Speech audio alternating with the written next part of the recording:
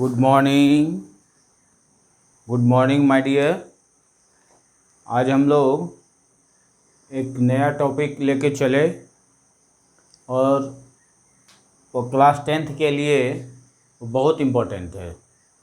इसमें हम लोग को देखना क्या है कि ये जो मोटर है यह कहाँ कहाँ अपना रोल प्ले करता है। आप घर में भी देखे होंगे, चाहे आप वॉशिंग मशीन है, टॉय कार है, ट्रेन्स हैं, बहुत जगह इसका उपयोग होता है। ठीक है। अब मोटर को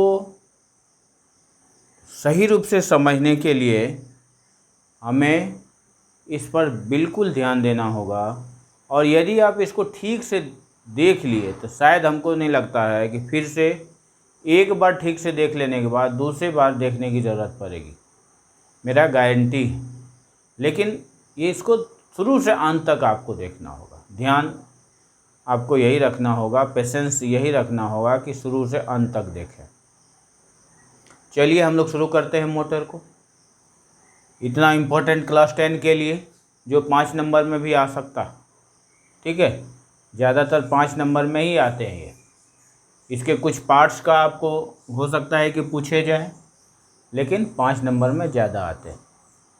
अब सबसे पहले छोटी छोटी बातें जो आती है उस पर थोड़ा सा हम लोग डिस्कस करें। पहली बात कि ये मोटर जो है, इस मोटर को हम लोग कह सकते हैं इलेक्ट्रिक मोटर।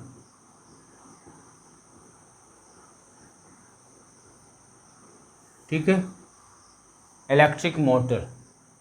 इलेक्ट्रिक मोटर का डेफिनेशन यदि हमसे पूछा जाएगा तो हमको क्या कहना चाहिए, बोलिए। तो ये कर क्या रहा है, देखिए यहाँ पर आप देखेंगे, यहाँ देखिए, यहाँ हम दे दिए इसको सोर्स। ठीक है, यहाँ सोर्स दे दिए, यहाँ स्विच दे दिए। सपोज कीजिए स्विच, ये आपका सोर्स है और ये है आपका स्विच। तो ये इलेक्ट्रिकल एनर्जी सप्लाई किया गया है इसको, और जब इलेक्ट्रिकल एनर्जी सप्लाई किया जाएगा तो ये मैकेनिकल वर्क करता है ना, मैकेनिकल वर्क करता है। इट मीन्स जैसे आप कभी आटा पिसाने जाते हैं, गेहूँ पिसाने जाते हैं, या आयल सीड से आयल निकलवाने जाते हैं, तो आप देखे होंगे वहाँ। ठीक है, वहाँ पर आप क्या देखें कि स्विच ऑन किया जाता है। स्विच ऑन करने पर जो पुली से लगा हुआ वो आयल सीड से जो आयल निकालने वाला है, या गेहूँ से जो आटा बनाने वाला है, वो रन करने लगता है। ये तो बहुत लोग देखे ही होंगे। अब यहाँ पर जो हम देखते हैं कि डेफिनेशन को हम कैसे लिख सकते हैं, तो सिंपल सा है, it is device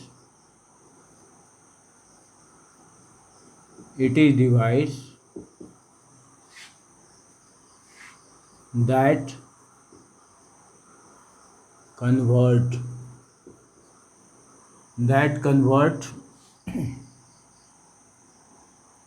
electrical energy, that convert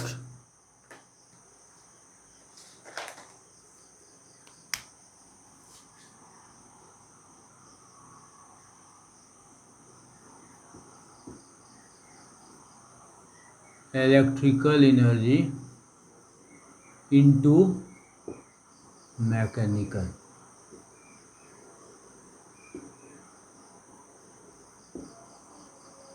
converts electrical energy into mechanical, means mechanical energy.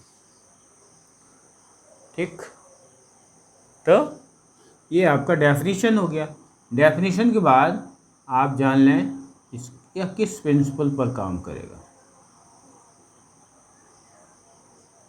Principal क्या होगा, तो यहाँ आप देखिए ये कॉइल है, ये कॉइल कहाँ रखा हुआ है, तो मैग्नेटिक फील्ड में, ठीक है। तो इसको आप देखिए, व्हेन ये करंट,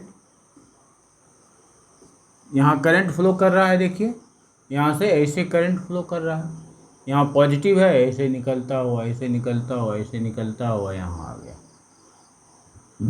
जब यहाँ स्विच ऑन करेंगे तब, when A current carrying coil, इसको कॉइल कहेंगे हम लोग, placed in a magnetic field,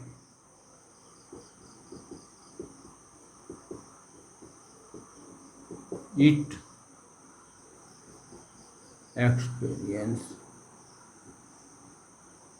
experience torque,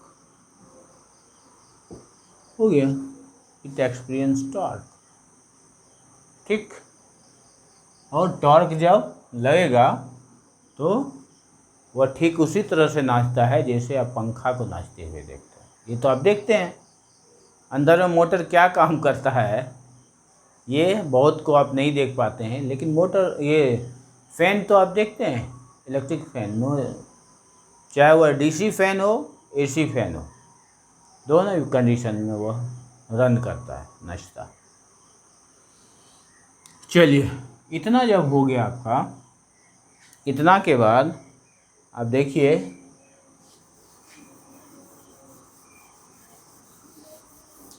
construction इसका क्या होगा।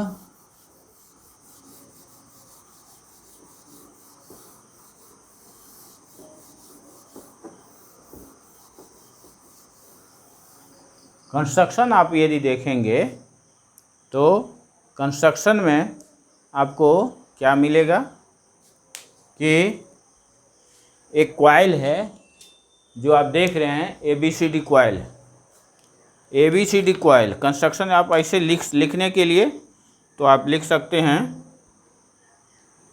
ठीक है। क्या है,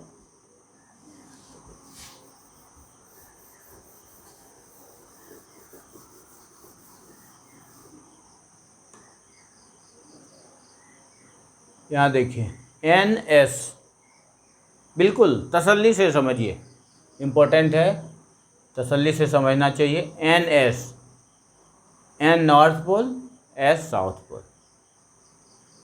तो देखिए डायरेक्शन मैंने दिखा दिया, ये इधर जा रहा है, पूरा मैं इसलिए नहीं दिखाया कि गंदा हो जाए, ये सिंबॉलिकली मैं दिखा दिया। इसमें इन कर रहा है, N से निकल रहा है, S में इन कर रहा है, बिल्कुल ध्यान से सुनिएगा। उसके बाद यहाँ पर मैं लिख दिया कंस्ट्रक्शन के लिए NS, पोल पीसेस है ना, NS जो है पोल पीसेस है, ठीक। इसमें है क्या, armature rotates between it, armature ABCD जो है वह इसमें रोटेट करता है, ये भी मैं बता दिया। दूसरा ABCD, अब ABCD के बारे में मैं बता रहा हूँ। ABCD आर्मेचर, ये आर्मेचर है, ठीक है। और इसके बारे में फिर बताया कि यहाँ देखिए ये स्प्लिट रिंग है, स्प्लिट रिंग एक होता है स्लिप रिंग, गलती से स्लिप मत लिख दीजिए, स्लिप रिंग AC में होता है, ये मैं DC में पढ़ा रहा हूँ, ठीक है। जब AC लिखिएगा तो AC, तो यहाँ ये कटा हुआ नहीं रहेगा, ये पूरा गोल होगा, ध्यान दीजिएगा। AC मोटर यदि कीजिएगा तो ये गोल होगा, ठीक है। ये गोल नहीं है, ये हिंदी का टॉ जैसा है ना, हिंदी का टॉ। तो वही मैं बताया कि S1 split ring, S1 S2 split rings are at its terminals. देखिए दोनों दो टर्मिनल होंगे इस आर्मेचर के, ABCD आर्मेचर के दो टर्मिनल होंगे, दोनों टर्मिनल के बारे में लिखा हुआ है। देखिए एक टर्मिनल ये हुआ स्प्लिट रिंग S1, दूसरा टर्मिनल स्प्लिट रिंग S2 लिखा हुआ, ठीक। उसके बाद S1 S2 के बारे में यहाँ लिखा हुआ है, S1 S2 split ring which rotates with armature and touch carbon brush. अब ये S1 S2 जो है रोटेट करता है इसके साथ ये रोटेट करेगा, है ना। सपोज कीजिए कि यही है, इसके साथ ये रोटेट करेगा, ऐसे रोटेट तो करता है, लेकिन ये क्या है, यहाँ इसके टच में भी होता है, कार्बन ब्रश से टच में भी रहेगा। और कार्बन ब्रश कहाँ है, तो B1 B2 कार्बन ब्रश, ये देखिए ये B1 है, यहाँ लिख दिया कार्बन ब्रश B1, ये B2 है कार्बन ब्रश B2। देखिए ये लाइन ऐसे लंबा है ना, ये बेस में लगा रहता है, ठीक। तो ये B1 B2 carbon brush through which current come from external circuit. ये एक्सटर्नल सर्किट कहाँ से अटैच है, आप देख रहे हैं, ये B1 B2 से अटैच है। B1 B2 कैसा है, तो देखिए ये इस तरह से, यहाँ मैं एरो से दिखा दिया हूँ, ये भी देखिए इसको भी एरो से दिखाया हुआ है, कार्बन ब्रश B2। यहाँ देखिए थोड़ा सा ये ध्यान दीजिएगा, ये है कार्बन ब्रश, ये ठीक है, ये है कार्बन ब्रश मैं दिखाया, ये कार्बन ब्रश B2 है, ये कार्बन ब्रश B1 है, ठीक है। ये स्विच है, ये सोर्स है आपका, बैटरी है। तो ये कंस्ट्रक्शन हुआ। अब कंस्ट्रक्शन के बाद कोई चीज़ इसमें दिक्कत नहीं है। कंस्ट्रक्शन के बाद अब हम लोग चलेंगे वर्किंग पर।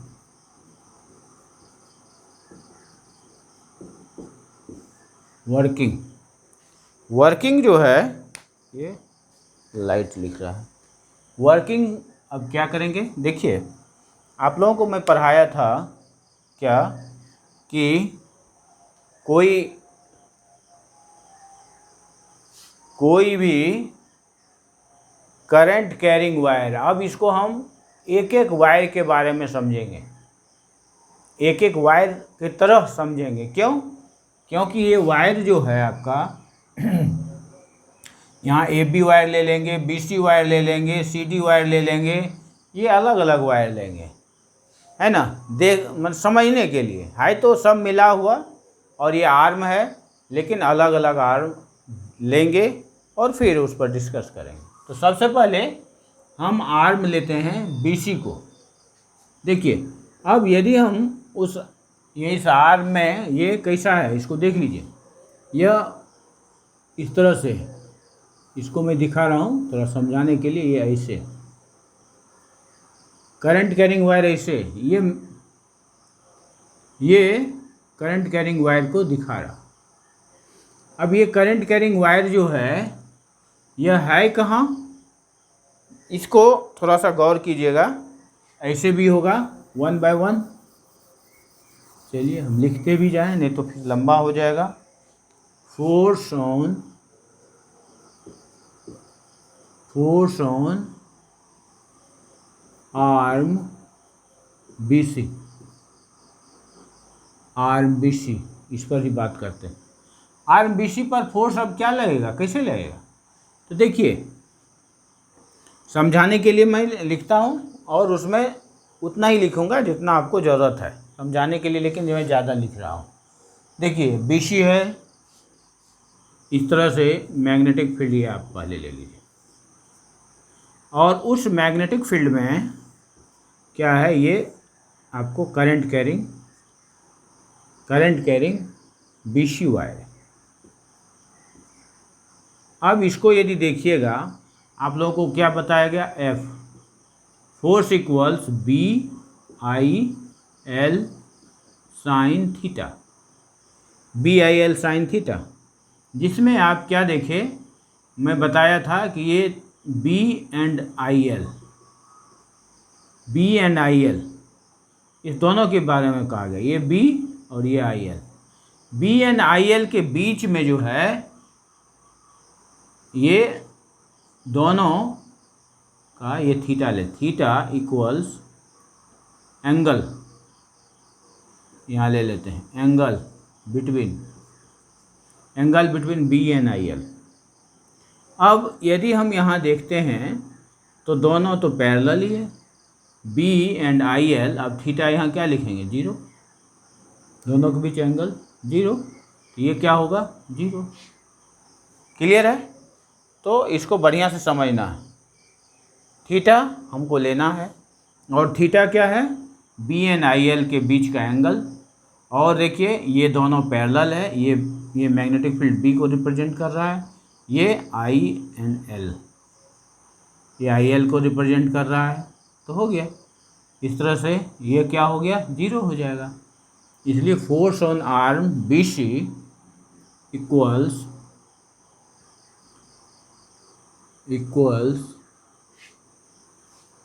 B I L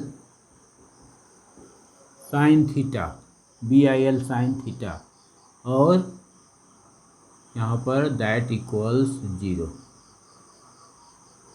that equals 0। ये 0 क्यों लेंगे, ये 0 लेने का कारण क्या है, इसको यहाँ से लिखते हैं, दैट इक्वल्स 0। 0 लेने का कारण, theta angle between B and I L है, that is equal to 0। So sine theta 0, ये 0 हो गया, यहाँ मैं बता ही दिया। तो ये हो गया force on arm B C. अब force on arm B C के बाद फिर देखिए दूसरा चीज़ मैं बता रहा हूँ। अब क्या होगा, ये अब आप ये समझ गए होंगे, ये आर्म बी सी और ए डी दोनों का यही बात है, ठीक है। अब फोर्स ऑन आर्म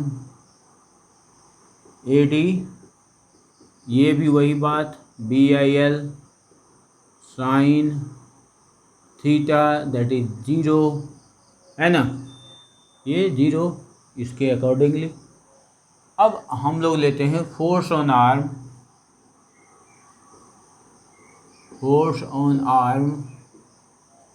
कौन, ए बी आर्म पर आप फोर्स को देखते हैं। देखिए ये आपका मैग्नेटिक फील्ड है, ये मैग्नेटिक फील्ड को बताता है, ये आपका है करंट कैरिंग वायर ए और बी। अब बताइए यहाँ पर थीटा जो है दैट इज बी, थीटा यहाँ क्या होगा, थीटा आपको 90 डिग्री हो गया, थीटा 90 डिग्री हो गया, है ना, दोनों के बीच एंगल 90। और ये 90 जब हो गया तो अब F इक्वल्स, यहाँ इसको हम मान लें F1, आगे लिखना तो पूरा होगा नहीं, F1 यदि लें तो F1 इक्वल्स यह हो जाएगा बी आई एल साइन 90, और यह होगा बी आई एल, ठीक है। Force on arm A B that is B I L sine 90, that is B I L. अब देखिए ये फोर्स हम लोगों ने ले लिया, लेकिन ये फोर्स के डायरेक्शन के बारे में भी हमको समझना होगा। अब देख लिए डायरेक्शन हम कैसे निकालते हैं, तो फ्लेमिंग लेफ्ट हैंड रूल से। ये देखिए लेफ्ट हैंड है हमारा, अब इसको देखिए ये क्या है हमारा, है ये 4 फिंगर है और फील्ड को बताता है, ये सेंट्रल फिंगर है और करंट को बताता है, ये थंब है जो बताता है किसको, फोर्स को।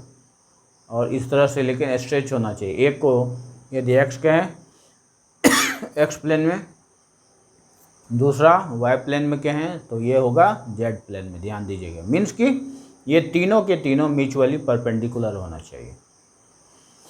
अब देखिए शुरू करते हैं।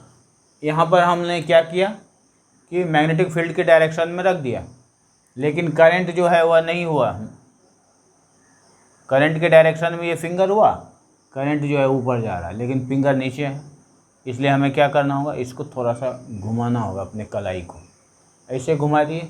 अब देखिए ये फील्ड भी आ गया N to S, फील्ड भी आ गया N to S, ये करंट भी आ गया। अब देखिए ये फोर्स किधर है, ये फोर्स हो गया डाउनवर्ड। तो यहाँ पर यदि इसको हम ले लें कि यह आर्म है तो यह कैसे होगा फोर्स, यहाँ देखिए एक्सिस है तो एक्सिस में ऐसे फोर्स ऐसे घुमा देगा इसे, है ना। ये ए बी आर्म यदि इसको कहें, ये ए बी आर्म है तो ए बी आर्म इस तरह से घूम जाएगा। देखिए ये कटा हुआ को ए बी आर्म मान लीजिए, ए बी, तो ये कटा हुआ ऐसे घूम जाएगा।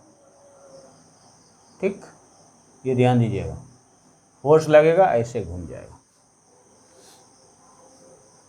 तो अब हम यहाँ पर दे दें, यहाँ फोर्स का direction, force on arm downward,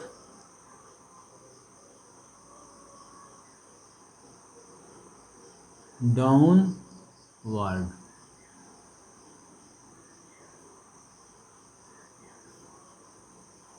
force का डायरेक्शन भी हो गया डाउनवर्ड। अब इसके बाद लीजिए force on arm C D, B I L sine 90 नहीं होगा, ये होगा 270, और यह हो गया माइनस बी आई एल,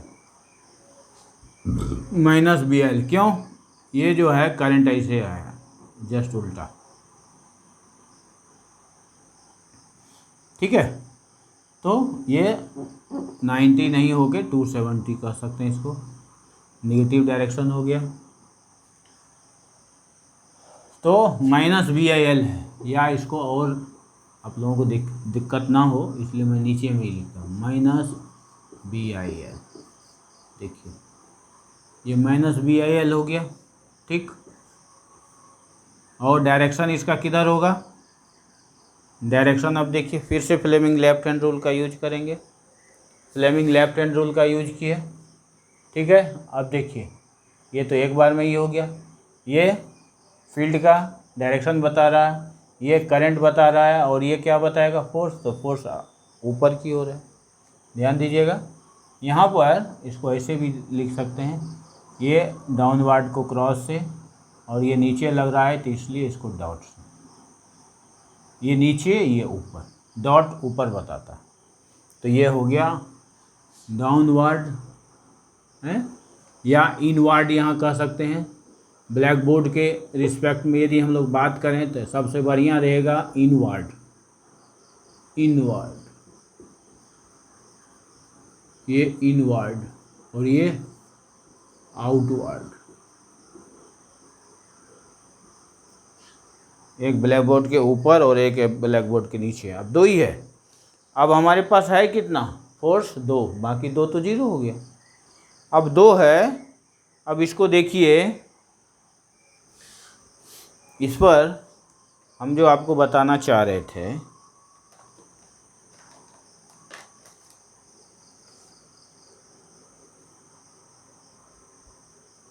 अब ये क्या हुआ, ऐसे, ये ऐसे ऐसे देखिए ऊपर हुआ है, ये ए बी नीचे गया फोर्स के कारण, तो ये सी डी क्या हो गया, ये सी डी ऊपर आ गया, और इस तरह से ऐसे घूम रहा, ठीक, ऐसे घूम रहा, और ये एक्सल का काम किया, ये एक्सल में दिखा रहा था, एक्सल का काम किया, तो इस तरह से यह मूव कर रहा है, देख लिए।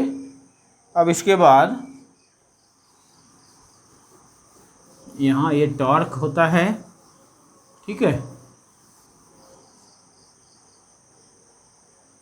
कैसे काम कर रहा है, कैसे कर रहा है, ये अब थोड़ा सा बता दें।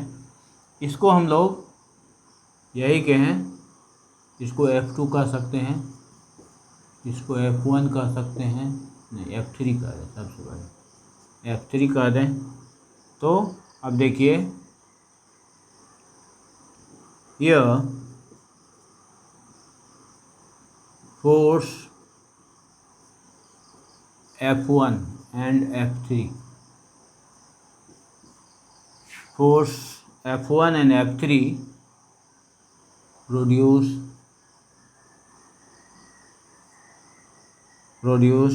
torque, and hence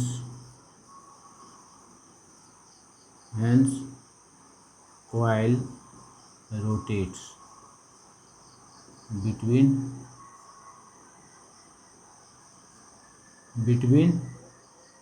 whole pieces हो गया। F1 एंड F3 ये रोटेट कर रहा है, तो ये वर्किंग हो गया। क्लियर हो गया, वर्किंग हो गया आपका। और जब वर्किंग हो गया, इस वर्किंग के बाद आपको इसका आप यूज भी लिख लें। यूज में आप जानिए क्या हो गया, इसका यूज तो बहुत है। To run the electric fan,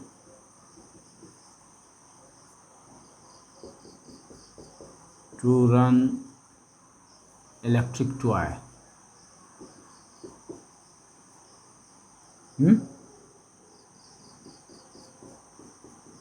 to run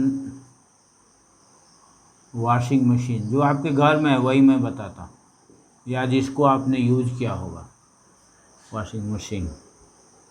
हाँ, टू रन जूसर, जूस घर में जो होता है जूस बनाते, कितना आप लीजिए। टू रन,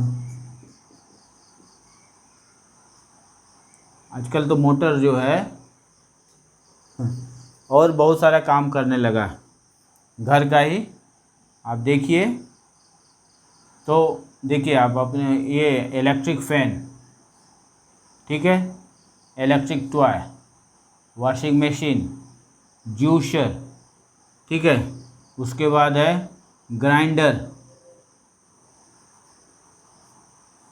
ढेर सारा। तो ये आपका यूज हो गया है।